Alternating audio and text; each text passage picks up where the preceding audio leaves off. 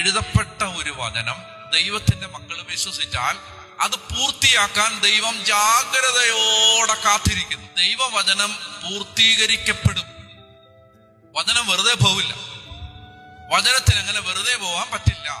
അതുകൊണ്ടൊരു വചനം വായിക്കാം. യെശയ്യാ 55:10 മുതൽ വായിക്കാം. മഴയും മഞ്ഞും ആകാശത്ത് നിന്നും വരുന്നു, അങ്ങോട്ട് തിരികെ മടങ്ങാതെ ഭൂമിയെ നനയ്ക്കുന്നു. അത് സസ്യങ്ങൾ മുളപ്പിച്ച് ഫലം നൽകി, വിതയ്ക്കാൻ വിത്തും ഭക്ഷിക്കാൻ ആഹാരവും ലഭ്യമാക്കുന്നു. എന്റെ അധരങ്ങളിൽ നിന്ന് പുറപ്പെടുന്ന വാക്കും അങ്ങനെ തന്നെ. ഫലരഹിതമായി അത് തിരിച്ചു വരില്ല. എന്റെ ഉദ്ദേശം അത് നിറവേറ്റും. ഞാൻ ഏൽപ്പിക്കുന്ന കാര്യം വിജയപ്രദമായി ചെയ്യും.